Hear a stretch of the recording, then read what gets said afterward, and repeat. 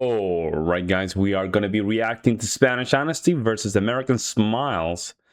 Culture clash explained. We're going to just react to this again. Make sure you guys subscribe.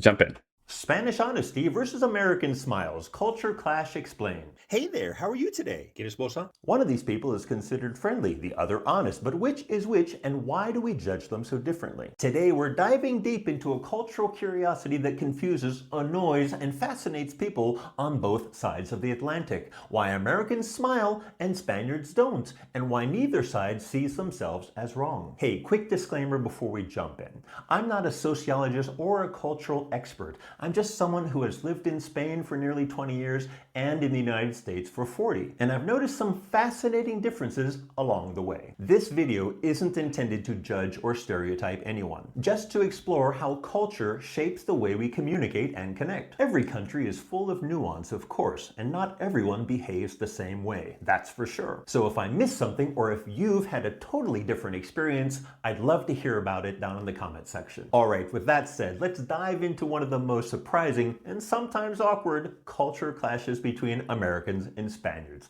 Friendliness versus honesty. When Americans visit Spain or France, they sometimes think people are rude. But when Spaniards visit the United States, they often feel like everyone is fake. But what if this is less about kindness and more about cultural code? Let's break down the smiling American and the blunt Spaniard, and what these habits say about each country's deeper values. Small talk and politeness. In the US, small talk is almost automatic. You walk into a store, you're greeted immediately, and sometimes approached with a big toothy smile. Hello, welcome, what can I get for you? Even if they don't know you, they act like they do. In Spain, you rarely get that kind of a greeting. You might just get a nod, or more commonly, nothing at all. Hola, ¿qué te pongo? It's not rude, it's just efficient. Politeness in Spain is expressed differently. Sometimes, but not always, with gestures like por favor and gracias, but without excessive warmth unless there's a reason, like if they recognize you. On a YouTube comment I read on some video, an American moved to Madrid and he was convinced that his local neighborhood bartender hated him.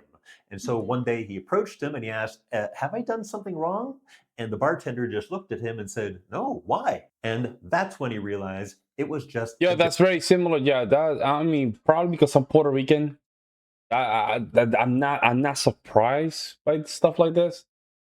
I mean, I might be thinking that might be the reason, but yeah, I don't think I was at a culture class. Like, I really don't know. Like, different style of interacting. A very honest one. In the US, there's a cultural value placed on friendliness as a social glue, or sometimes as an economic incentive. In Spain, there's more emphasis placed on just being real. Directness versus indirectness. Let's talk about communication. In Spain, if you ask someone what they think, brace yourself because they will tell you. Do you like my new haircut? No. It's nice. ¿Te gusta mi corte de pelo?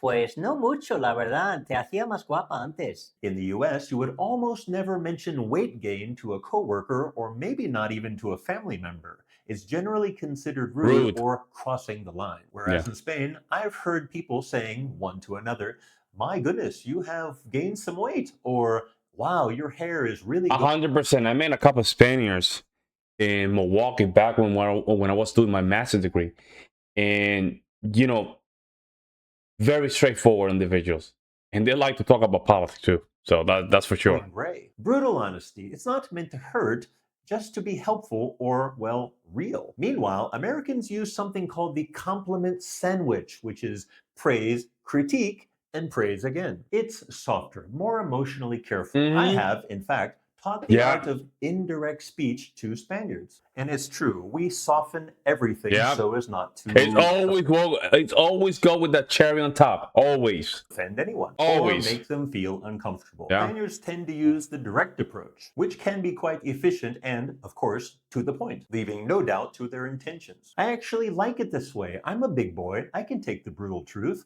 Don't beat around the bush with me. There's an odd idiom or expression for you Spaniards. Beat around the bush. Spain is what anthropologists call a low-context culture, which doesn't sound very good, to be honest, but it simply suggests that people say what they mean. The US, by contrast, is a high-context culture where there's an expectation to read between the lines and manage emotions through the tone in your voice. Underlying values. Oops. In the USA, you have individualism, positivity as default, the customer's always right, friendly equals respectful. And in Spain, you have community-minded, emotional authenticity, respect through honesty, and friendly does not mean exaggerated. Generally speaking, in Spain, growth builds over time. It's not immediately offered. Once someone lets you into their inner... But I had a different experience with Spaniards. They're very, very warm people. Very warm people. Very easy to just hang out, easy to get along.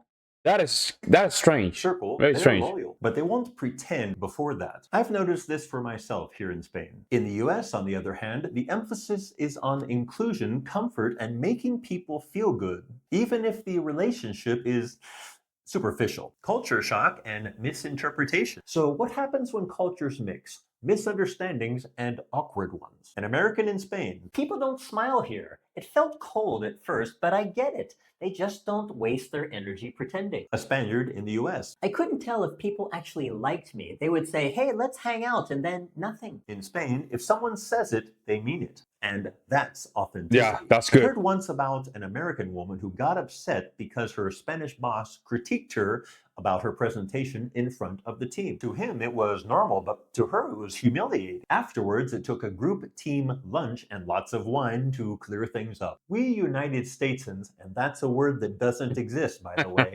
we can be a bit sensitive at times, I think. Tipping, wages, and why service feels so different. Here's a question that exposes a huge cultural divide.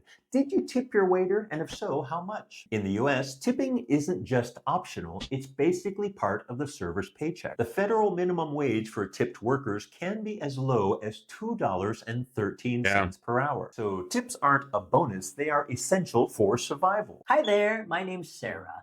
I'll be taking care of you today. Can I start you off on some appetizers? Oh, by the way, you have beautiful eyes. This can create a very high energy, overly cheerful service experience because workers are financially incentivized to be extra nice no matter what. Whereas in Spain, in a restaurant, the waiter calmly walks over to the table. What's up with the Spaniard face? Like, damn, this dude is doing this favor. He's not doing a favor to this dude, man. Like, he's like, and asks, ¿Qué queréis? No smile, no over-the-top greeting, just service. In Spain, tipping isn't expected. You could leave €1 or €2 on the table for great service, but it's not required. And the reason is simple. Servers are generally paid a living wage. So being nice isn't tied to their survival. They do their jobs efficiently and they get paid for it. It's quite simple, really. The first time and the last time I left a 20% tip in a restaurant after a meal, my sister-in-law grabbed the money off the table and shoved it back into my pocket, saying, "This is not the way we do things here." Live and learn. In the US, tipping culture has created a kind of performative politeness. People rely on customer satisfaction to pay the rent. nothing wrong with that, by the way. In Spain, service is more about efficiency than charm. And that can come across as a little distant or cold to some Americans. And it works very well too. And it's not rudeness. It's just cultural expectation. Spanish service says, I'm just here to take your order, not to be your best friend. And that is refreshing. So the next time your Spanish server doesn't smile at you, don't take it personally. He's not being rude. He just doesn't need your tip to pay the electricity bill. Every culture has its way of being polite and its own way of showing respect. For Americans, that usually means warmth, smiles, and making other people feel good. For Spaniards, it often means honesty, authenticity, and not faking it. Neither is better, but understanding the difference, that's the key to being a good traveler and even a better human, don't you think? So, what's your experience with cultural honesty and friendliness traveling to Spain or the United States? Not shop. I do think some of these differences between both cultures is amazing. I think it's great. And I have another channel where I react to Russian content and also German content. And when it comes down to Europe, Europeans tend to be very straightforward when it comes down to restaurants, waitress, and all that stuff. It's very different. It's a European thing, I would say. Germans are very similar. The waiters are from Germany. They're pretty much the similar ways, similar approach. They're not expecting tips. Most usually they just simply round it up, but you want to give some tips. Let's say that the meal costs you 14 euros and 50 cents. I don't know how you guys say it over there. And they just simply round it up to 15 euros. So in the United States, of course, you're looking for that 10%. Even though you spend $14 in that meal, they're looking to get at least $3-4 out of that meal. So they are more incentivized to just do certain different things. But overall, Europe tend to be like that. Nothing wrong with that. It's just different. It's different. Let me know what you guys think, guys. I will see you next one. I'm out.